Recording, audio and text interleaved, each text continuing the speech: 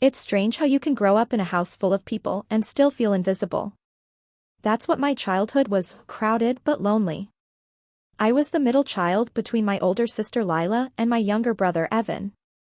Lila was the shining star, the kind of daughter every parent bragged about. Evan was the baby, spoiled and adored. And me?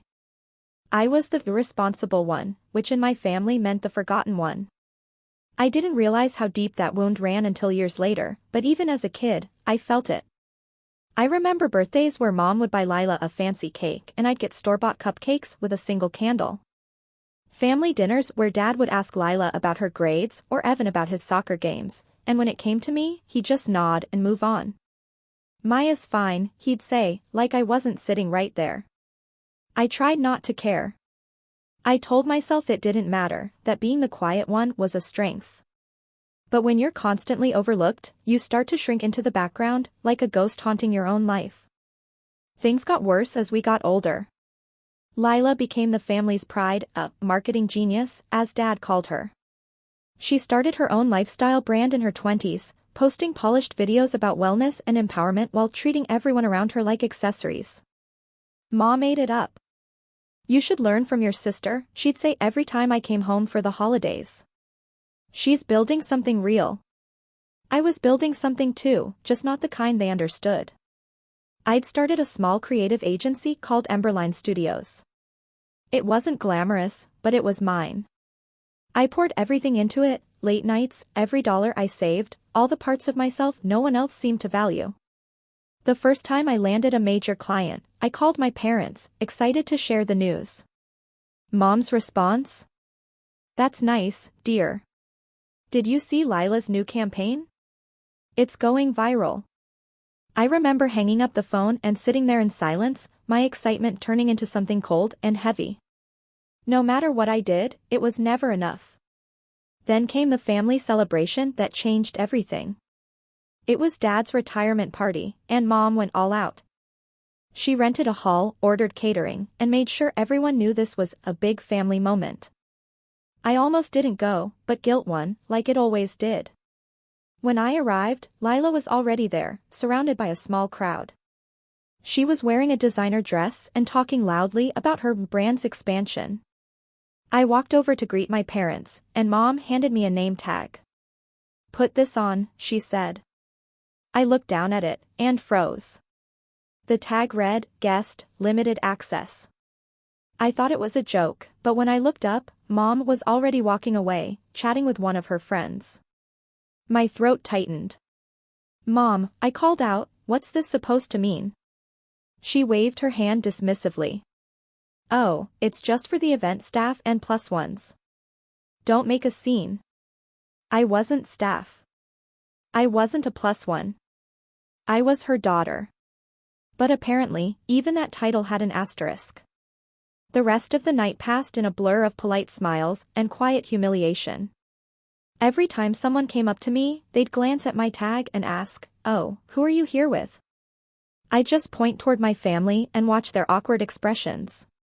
Lila gave a big speech about how our parents taught her everything about ambition and love.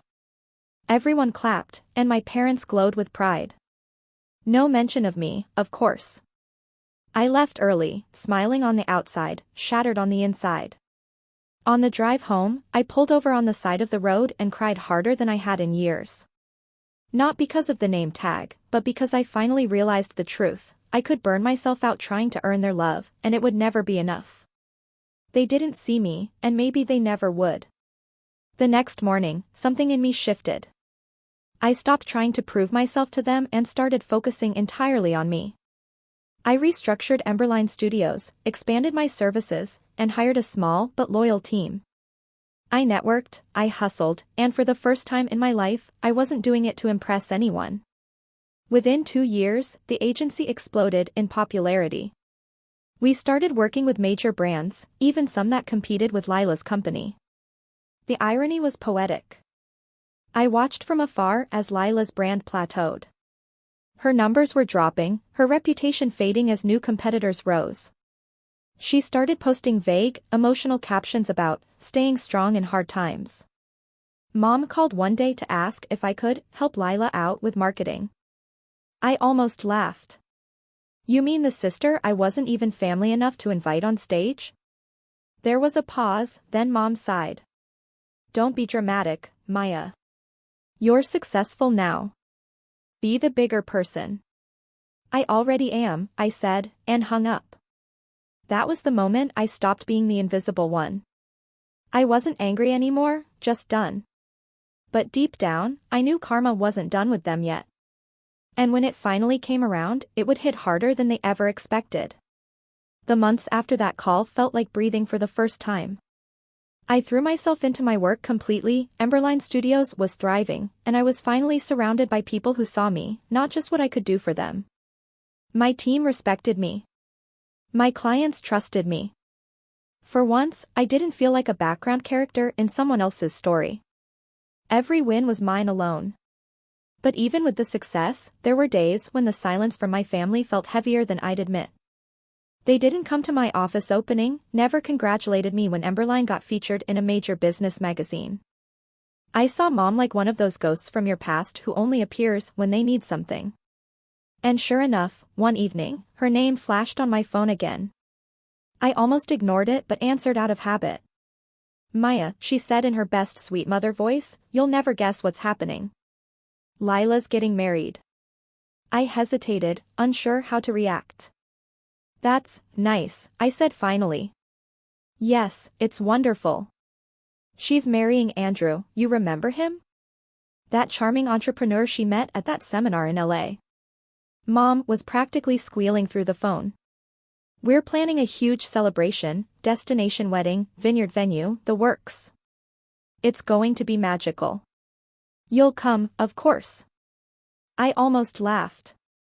You sure I'm invited this time? Or should I expect another limited access badge? Oh, don't be like that, she scolded lightly. That was just a misunderstanding. You know how chaotic those events can get. I could hear Dad in the background, probably telling her to hurry up. Anyway, she continued, Lila was saying she might need some help with the branding and video production, you know, wedding promos and all that. Maybe you could handle it? A sisterly collaboration. There it was. The real reason she'd called. Not because she wanted me there, but because she wanted my company's resources for free. Mom, I said, keeping my tone calm, if Lila wants to hire my agency, she can contact me professionally like any other client. Oh, Maya, don't be ridiculous, she snapped, dropping the sugar-coated act. Family doesn't charge family. Then family shouldn't ignore family, I said and hung up before she could reply. 2 days later, Lila called. Her voice was soft, rehearsed, like someone trying to sound kind for the first time in years. Hey, sis, she started. I heard Mom spoke to you. Look, I know we've had our ups and downs, but I'd really appreciate your help. You're the best at what you do. I let her talk for a while, listening as she flattered me and dropped hints about exposure and connections. When she finally stopped, I said, sure. Send over your budget. There was a long pause. Budget, she repeated, like she'd never heard the word before. You're serious? Completely. My team doesn't work for free. Wow, she said with a fake laugh, you've really changed. Yeah, I said. I finally started valuing myself. She sighed dramatically, then switched tones. Fine. I'll think about it. But even if you don't do the wedding stuff, I still want you there. It would mean a lot to Mom and Dad. That was a lie if I'd ever heard one, but something in me wanted closure. Maybe this wedding could be the moment where I showed up, not as the forgotten daughter, but as someone who no longer needed their approval. I'll come, I said finally. Good, she said, sounding relieved. It's going to be the biggest event of the year. I bet it would. Weeks passed, and the invitations arrived, white envelope, gold lettering, and inside, a wax seal stamped with Lila's initials. The kind of invite that screamed perfection. The dress code was formal elegance, whatever that meant. I bought a simple but striking emerald gown. Not to compete, but to remind myself that I belonged anywhere I walked into. The wedding weekend arrived faster than I expected. It was held at a vineyard 3 hours away, all rolling hills and stone archways. When I arrived, staff buzzed around setting up decorations while guests sipped cocktails under the string lights. Everything was so polished it almost felt fake, like stepping into one of Lila's Instagram posts. I spotted my parents near the entrance, laughing with relatives. When Mom saw me, she smiled too wide, that forced kind of smile she used when she wanted to look like everything was perfect. "Maya, you made it," she said, hugging me lightly as if we hadn't gone months without speaking. "Doesn't Lila look stunning?" I glanced toward the stage where Lila was giving last-minute directions to the planner. She looked exactly how I remembered, perfect hair, expensive jewelry, eyes scanning the crowd for anyone important enough to impress. "She looks happy," I said simply. "You two should talk later," Mom added. "You've both grown so much. It's time to move past all that old drama." I wanted to laugh. For her, old drama meant a lifetime of being ignored. But I just nodded. "Sure, Mom." The ceremony began at sunset. The light was golden, the kind that makes everything look like a movie. Lila walked down the aisle looking like a vision, and everyone gasped like she was royalty. I clapped politely, not because I felt proud, but because I knew that's what they expected. When the vows were done, and the guests moved to the reception area, I found a quiet corner by the bar. The music was loud, the laughter fake, the kind of scene that looked beautiful from afar but hollow up close. That's when Andrew, the groom, walked over. "You must be Maya," he said with a friendly smile. "Lila's sister." "That's me," I said. "Congratulations." "Thanks," he said, looking around before leaning closer. "Can I be honest? You seem nothing like her." I raised an eyebrow. "That's probably a good thing." He laughed. "Yeah, it is." He hesitated, lowering his voice. "When I first met your family, your mom showed me all these old photos. You weren't in a single one. I actually thought you might have been adopted or something." The words hit me hard, but I didn't flinch. "No," I said quietly. "Just edit it out." He looked uncomfortable. "That's awful." "It's fine," I said with a shrug. I learned to stop needing their version of love. He looked like he wanted to say something else but didn't. "Well," he said finally, "I'm glad you came. You seem like the only real one here." As he walked away, I couldn't help but smile. Because for the first time, someone saw it too. The truth was no longer my secret. It was starting to show in the cracks of their perfect facade. And something told me those cracks were about to shatter. The reception was exactly what I expected, lavish, dramatic, and painfully fake. Golden chandeliers hung above the tables, each centerpiece bigger than the last, and the air reeked of expensive perfume and performative joy. Everyone smiled too wide, laughed too loud, and pretended like this family had no fractures beneath the shine. I sat near the edge of the room, sipping champagne and watching the spectacle unfold. Lila and Andrew were making their rounds, greeting everyone like politicians on a campaign trail. Cameras flashed. Music thumped. I could practically hear the hashtags forming in her head. It was all perfect until the toasts began. The best man spoke first, funny, charming, harmless. Then Dad stood up to say a few words, and I braced myself. He thanked everyone for coming, complimented the venue, and praised Andrew for bringing stability to the family. That word, stability, hit differently when you've been the one quietly funding it for years. But I stayed quiet, swirling my drink. Then Mom took the microphone. My stomach tightened. I already knew that tone in her voice, the sugary one that came right before something cruel dressed as sentimental. "We are so proud of both our daughters," she began, smiling wide for the crowd. "Lila, our bright, beautiful star, has always had such a generous heart. And Maya," she hesitated, and my entire body tensed. "Well, Maya's always been the independent one. The quiet one. The one who never needed much from us."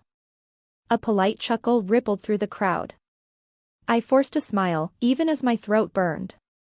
That's when she added, "We always knew Lila would be the one to carry the family spirit forward, she's just that kind of daughter." The words echoed through the hall.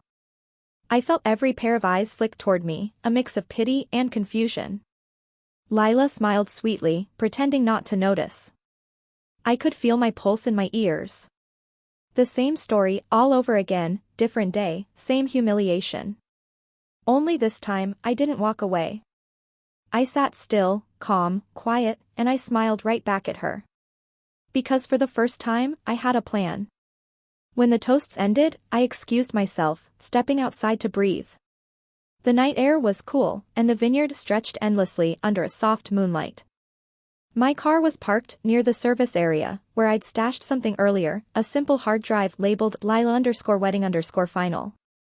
My little gift. See, weeks before the wedding, Lila had emailed me one last time. "Just in case you change your mind, could you at least edit together a short highlight reel? Nothing fancy, just something elegant for the guests." I never replied, but I did make something. Not what she asked for, but something better. Inside that hard drive was the real story, the paper trail of payments, transfers, bills, and photos that showed 9 years of my support. Mortgage statements with my name on them, wire receipts, even the message threads where Mom and Lila begged for help and promised to pay me back. Every cent documented. I'd edited it beautifully, like a movie trailer. The opening line read, "Here's to the daughter who never lifted a finger." Then it faded into proof. I'd given a copy to the DJ with a polite request earlier that day, "Play this after the couple's video, it's a surprise." He didn't ask questions, why would he? Everyone assumed I was the professional sister helping out. And now, as I walked back in, the timing couldn't have been better. The lights dimmed, and the DJ's voice came over the speakers. "Ladies and gentlemen, before we continue dancing, we have a short surprise presentation for the family." I saw Mom's face light up, Lila's too. They assumed it was another video tribute, one more thing to glorify them. The screen flickered.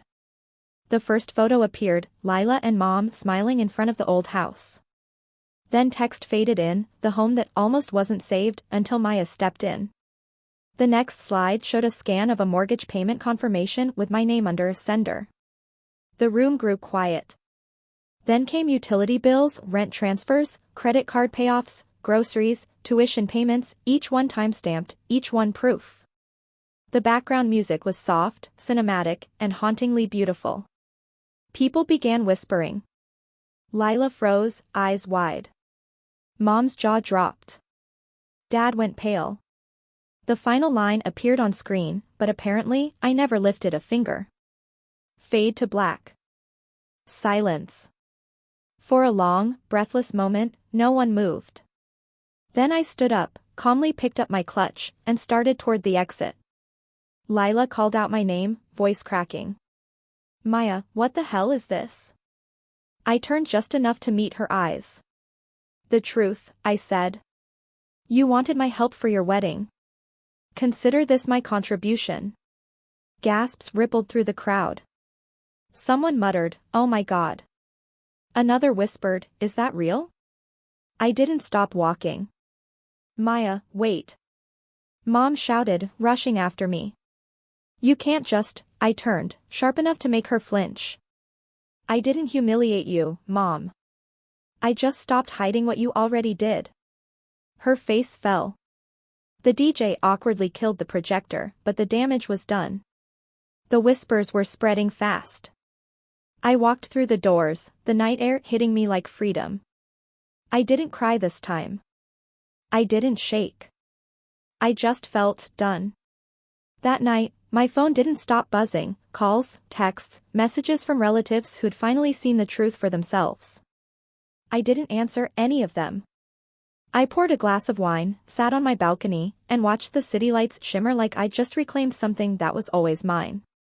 The next morning, I woke up to the silence of victory, not the loud, triumphant kind, but the quiet one that comes when you've finally stopped carrying the weight of people who never saw your worth. And for the first time in years, I didn't feel invisible. I felt free. The next morning, sunlight poured through my apartment windows, hitting the glass of half-finished wine on my nightstand. My phone had died sometime during the night, but as soon as I plugged it in, it came alive with a flood of notifications. Missed calls. Voicemails. Messages. Some were from relatives I hadn't spoken to in years, others from family friends who had seen the video and couldn't believe what they'd witnessed. The wedding footage had gone viral overnight. Apparently, one of the guests had filmed the screen during my presentation and posted it on social media. The caption read, "When the forgotten sister exposes her entire family at her sister's wedding." The post had blown up. Thousands of comments poured in, some calling me savage, others saying it was the most satisfying revenge ever. I wasn't sure how to feel about it. Part of me wanted to laugh, another part wanted to hide. But mostly, I felt calm. I'd spent years drowning in quiet resentment, and now the truth was out there, no more pretending, no more guilt. By noon, my parents showed up at my door. I didn't answer right away. I let them knock for a while before finally opening it. Mom looked like she hadn't slept. Dad's expression was unreadable. "Maya," Mom started, her voice trembling. "Please, can we talk?" I stepped aside silently, letting them in. They sat on my couch like strangers in a waiting room. For a moment, no one spoke. Then Dad finally broke the silence. "That video was cruel," he said slowly. "You embarrassed us in front of everyone." I folded my arms. "You embarrassed me for years, Dad. The only difference is, mine was the truth." Mom's eyes welled up. "We didn't mean to hurt you. You've always been strong. We thought you didn't need the same attention as Lila, so that's what it was?"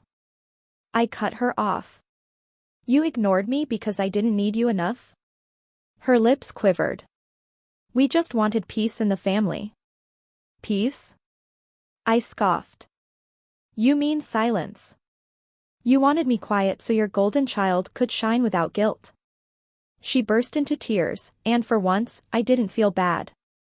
I'd spent too long swallowing my pain for their comfort. I wasn't doing it anymore. "Maya," Dad said, softer now. "We know we failed you. But please, don't destroy the family over this." I met his eyes. "The family destroyed itself when you made me invisible." The words hung heavy in the air. Then I took a deep breath. "You both need to go." Mom reached for my hand, but I pulled back. "Maya, please. Lila's been calling non-stop. She's devastated. She wants to apologize." "She can send an email," I said coldly.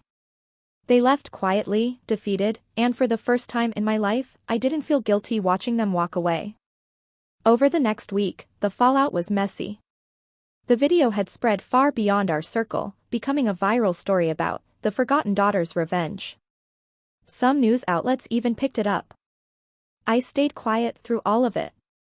Meanwhile, Lila tried to do damage control, posting a public statement about misunderstandings and family love, but no one bought it. People dug up her social media history, comparing her luxury lifestyle posts with the receipts I'd shown. Her brand deals started dropping. The sponsorships she'd built around her perfect family image crumbled one by one. A week later, she finally showed up at my office. I almost didn't let her in, but part of me wanted to hear what she'd say.